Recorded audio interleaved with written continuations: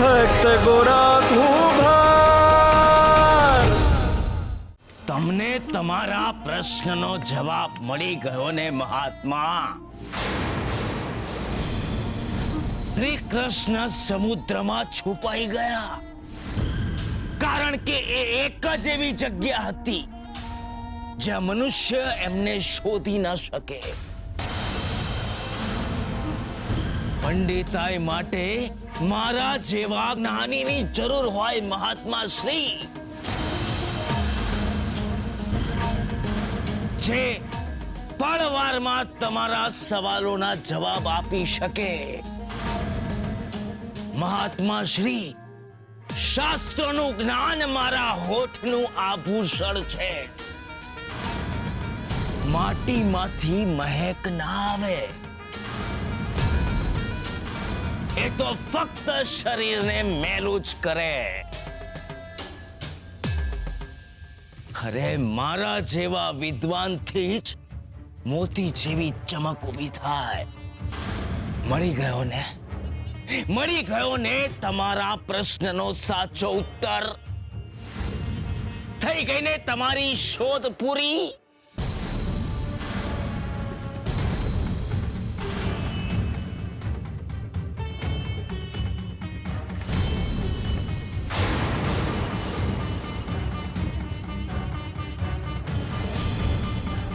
શ્રી કૃષ્ણ સમુદ્રમાં જ ગયા હશે,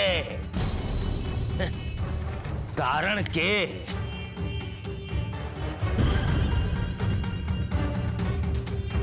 કૃષ્ણ એ વિષ્ણુનો અવતાર છે અને ક્ષીરસાગર એમને ગમતું નિવાસ સ્થાન છે. અને ક્ષીરસાગર એ વિષ્ણુનું ઘર છે. વિષ્ણુ સ્વયં સદાય એ ક્ષીરસાગરમાં જ નિવાસ કરે છે. એ એમને અતિ ગમતો અને શાંત વિસ્તાર છે. મનુષ્ય હોય કે દેવતા, એ આરામ કરવા માટે પોતાના ઘરે જાય છે. કોણ છે આ મહામૂર્ખ? કોણ છે આ મહામૂર્ખ? સ્થિતિ, સ્થળ અને સમયનું જ્ઞાન નથી, જે મારા શાસ્ત્રાર્થના જ્ઞાન અગ્નમાં હાડકા નાખ્યા છે. આ મૂર્ખ નથી, આ પૂજારી બાપા છે. અમારા કૃષ્ણ મંદિરના પૂજારી બાપા બહુ જ્ઞાની છે. પૂજારી ગિરધરદાસ બાપા. મહાત્મા, આપ અતિ જ્ઞાની અને વિદ્વાન છો, માટે આપનું સ્વાગત કરવા માટે આ માધવપુર ગામનો મારા જેવો જ્ઞાની માણસ જ જોઈએ. એટલે આ કૃષ્ણ મંદિરનો પૂજારી ગિરધરદાસ આપનું સ્વાગત કરે છે. હું સ્વયં ગિરધરદાસ મારા શુભ હાથે આ ફળ, આ ફૂલ, આ ભેટ આપના ચરણોમાં સમર્પિત કરું છું. ઢેમલા, લઈ આવ.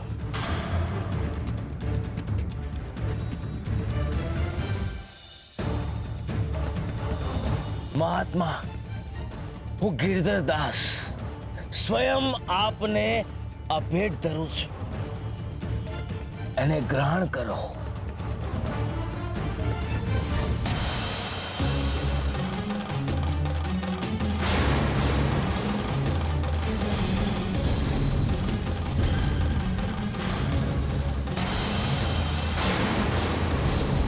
તમારા શબ્દોમાં જ તમારું જ્ઞાન અને તમારી બુદ્ધિ છલકાય છે.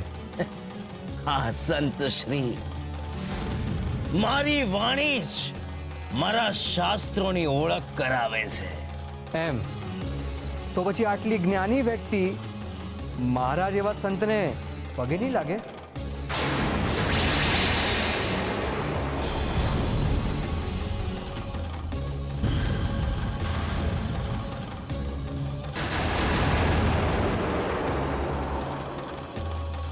કેમ નહીં?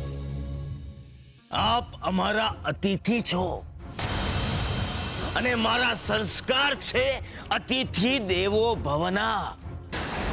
આપ ભલે મારા કરતા ઉંમરમાં નાના છો,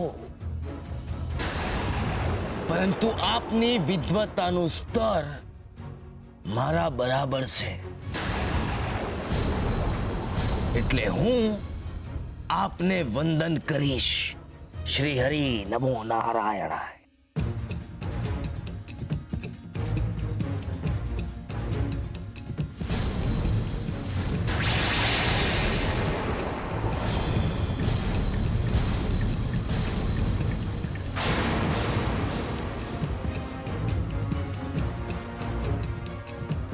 બસ અહીંયા સુધી જ? હજી નીચે? લાગે છે તમે નથી જાણતા, જે નમતા હોય એ સૌને ગમતા હોય, જે નમે એ સૌને ગમે. ચંદન અને વંદન તો પ્રભુને પણ પ્રિય છે. તમારું લલાટ અતિશય શોભાયમાન છે. એનું સુખ મારા ચરણને પ્રાપ્ત નહીં થાય. તમારું કપાળ મારા પગની પાનીને અડવું જોઈએ.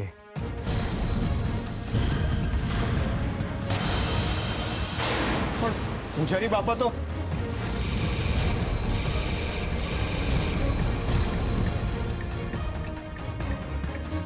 આપની ઈચ્છા ના હોય તો હું મારો પગ પાછો લઈ લઉં, કારણ કે આમ ને આમ તો મારો પગ દુખી રહ્યો છે. નહીં, મહાત્મા,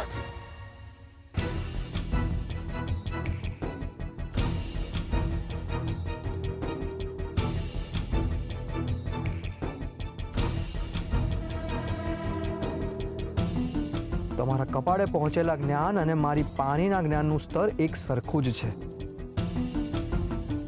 તમારા લલાડ અને તમારી પાણી વચ્ચે જેટલું અંતર છે ને, એટલું જ અંતર તમારા જ્ઞાન અને મારા જ્ઞાનની વચ્ચે છે. બિલકુલ અસત્ય છે તમારો જવાબ. તમારો જવાબ મૂર્ખામીથી છલોછલ ભરેલો છે અને હાસ્યાસ્પદ છે. કોઈ નાનકડા બાળકની બુદ્ધિ કરતા પણ ઉતરતી બુદ્ધિ છે તમારી.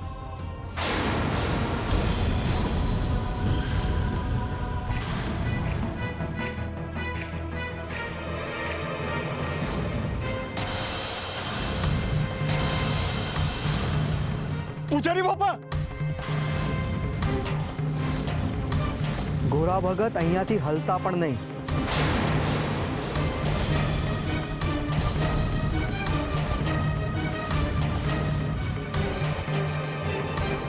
એમને સજા મળી છે કારણ કે આપણા શાસ્ત્રાર્થની વચ્ચે બોલ્યા છે. જ્ઞાન અને ભક્તિની વચ્ચે એમણે ઘમંડનું તીર ચલાવ્યું છે. જ્યાં સુધી આપણું શાસ્ત્રાર્થ પૂરું ન થાય ને, ત્યાં સુધી ત્યાંથી હલતા પણ નહીં. જવાબ આપતા પહેલા સવાલનું જ્ઞાન લઈ લેવું જરૂરી છે ગિરધરદાસ. હવે જવાબ આપીને તમારી મૂર્ખામીનો મને અને આ બધાને પરિચય કરાવ્યો છે.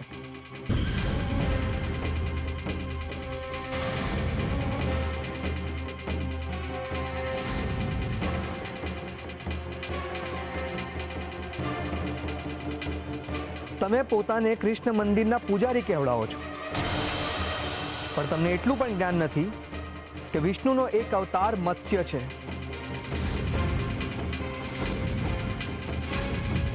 એટલે જ તમારા જેવા મનુષ્યો એમને સમુદ્રમાં પણ શાંતિથી નથી રહેવા દેતા. એમને સમુદ્રમાંથી પણ શોધી કાઢે છે. ભગત, મેં તમને પ્રશ્ન કર્યો છે, જવાબ આપો.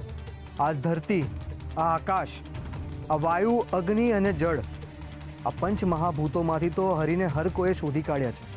કહો મને, કેવી કઈ જગ્યા છે જ્યાંથી હરિને શોધી જ નથી શકાયા? એવી કઈ જગ્યા છે જ્યાં પ્રભુ સંતાયા છે અને મનુષ્ય આજે પણ એમના સુધી પહોંચી નથી શક્યો? આપણું મન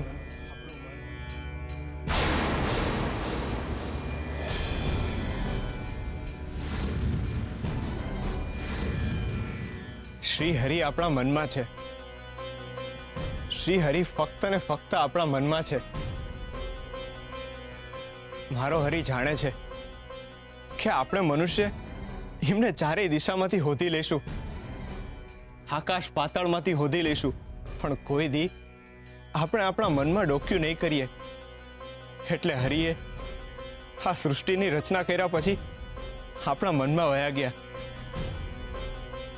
હરિ આપણા મનમાં જ છે, પણ હા, એ સંતાવા હાટું નથી ગયા.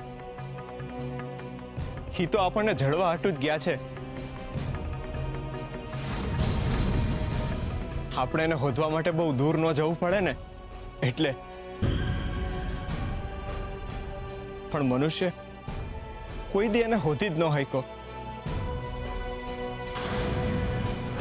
મહારાજ, મેં તમારો જવાબ આપી દીધો, પણ તમે જે આજે કર્મ કર્યું છે ને, એ ખોટું છે.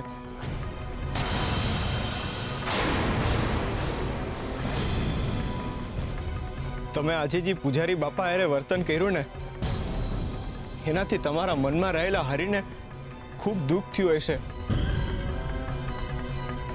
અંદર ને અંદર ખૂબ દુઃખી થયો હશે મારો સાંભળ્યો. કારણ ગમે તે હોય, પણ કોઈના ઉપર ગુસ્સો કરવો એ તો પાપ છે.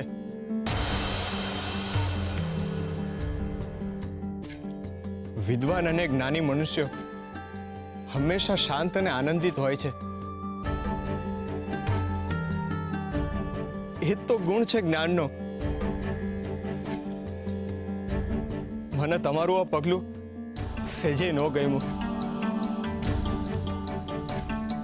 પૂજારી બાપા, ઉભા રહો ભગત.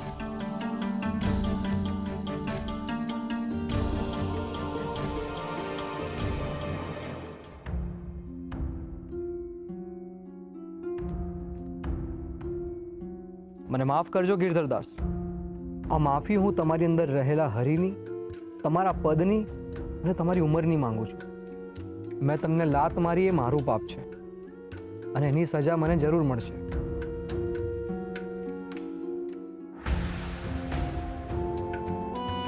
હું હરિની સામે પણ મારો આ ગુનો સ્વીકારું છું.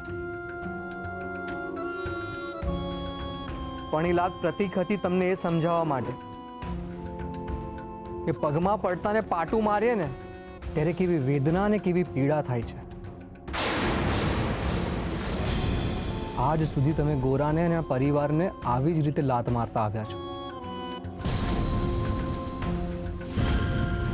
અને મંદિરથી દૂર કરતા આવ્યા છો. એમની પાસેથી એમના હક છીનવતા આવ્યા છો.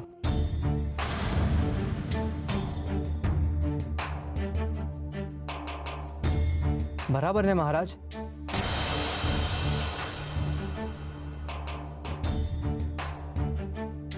દર વખતે એમણે આવા જ અપમાનના ઘૂંટડા પીધા હશે ગિરધરદાસ.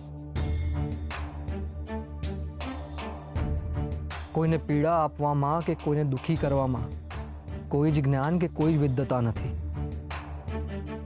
પોતાની જાતને વિદ્વાન માનવું અને ખરેખર વિદ્વાન હોવું એ બેઉ વચ્ચે જમીન અને આકાશ જેટલો ફરક છે.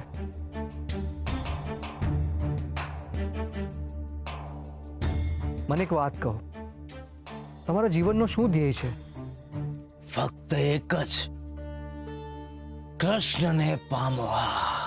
તો મને કહો, કૃષ્ણને આમ અહંકારથી પામશો? જે તમારી અંદર જ છે એને મેળવવા માટે તમે આમ દોડાદોડી કરીને અન્યને પીડા આપશો તો શું કૃષ્ણ મળશે? ગોરા ભગતે કહ્યું એમ, ગુસ્સો અને અહંકાર તો જ્ઞાનના દુશ્મન છે.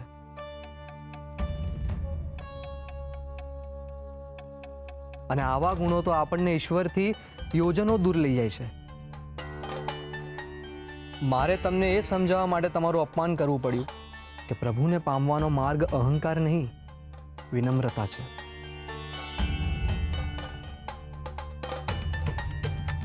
સત્ય છે, પ્રેમ છે અને સંવેદના છે. પણ તમને આ સમજાવવા માટે મારે ગોરા ભગતની વડ ખાવી પડી હતી.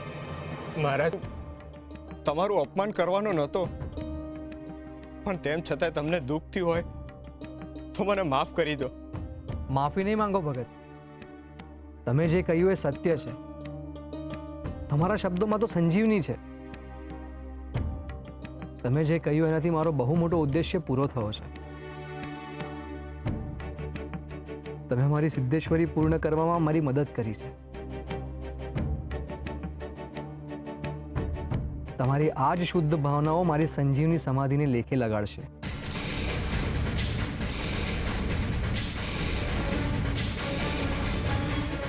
સમાધિ?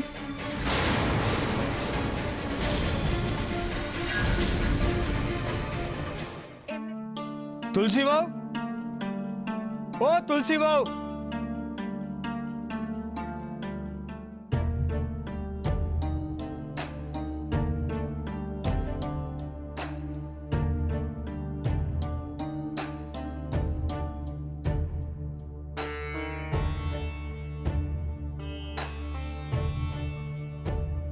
હું થયું શુરાભા?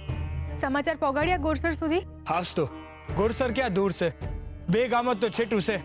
એટલે આપણો લખ્યા છે ને એને દોડાવ્યો છે અને હારે આ બાળકના લુગડાઈ લઈ ગયો છે નિશાની આટું. મને એમ લાગે છે કે કાલ હવાર સુધી એની માને જોડે લઈને જ આવશે. હારું થજો તમારું ભા, તમારો બહુ મોટો પાડ છે. હરી કરે ને ઝટ આની માનો પત્તો લાગી જાય. બિચારો છોકરો મૂંઝાય છે એની મા વિના, ને એની માએ મૂંઝાતી હશે એના વિના. ભગત તો મારી મદદ કરતા જ નથી. મેં એમને કીધું કે આ બાળકને રાજમહેલ લઈ જાઓ, એ જ લોકો આનું ઠેકાણું ગોતશે, પણ એમને તો મારી વાત માનવી જ નથી. એમનું કેવું એવું છે કે આ બાળક હરીની ભેટ છે. બસ એમને તો બોલવું જ છે. એમનું હાલે તો આજીવન આ બાળકને અહીં જ રાખી લે.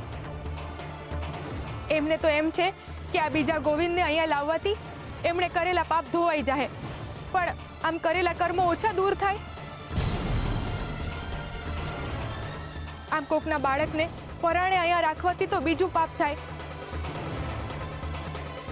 અને આમ આપણા પોતાના સ્વાર્થ માટે રાખવું એ તો પાપ જ કહેવાય ને. હું સાચી છું ને શુરાભા?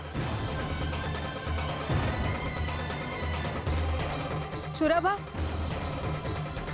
કેમ કઈ બોલતા નથી? ક્યાં ખોવાઈ ગયા? હા, આ બાળકને આપણા ગોવિંદનું પેરણ પહેરાવ્યું છે ને, એટલે 2 ઘડી મને ભ્રમ થયો. મને એમ થયું કે આપણો આ ગોવિંદ જ છે.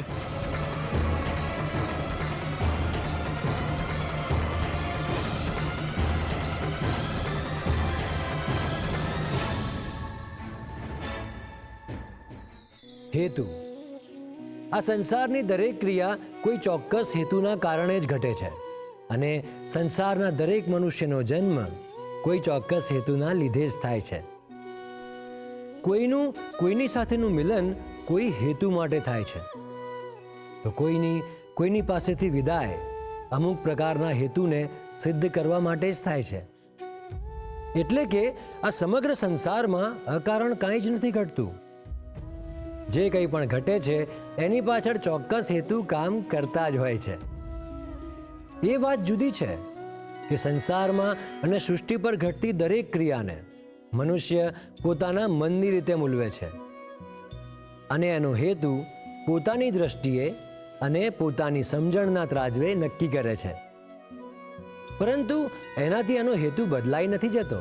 એટલે કે કોઈનું જવું ને આપણું હોવું એ હંધુએ એક હેતુથી થાય છે. જય શ્રી કૃષ્ણ.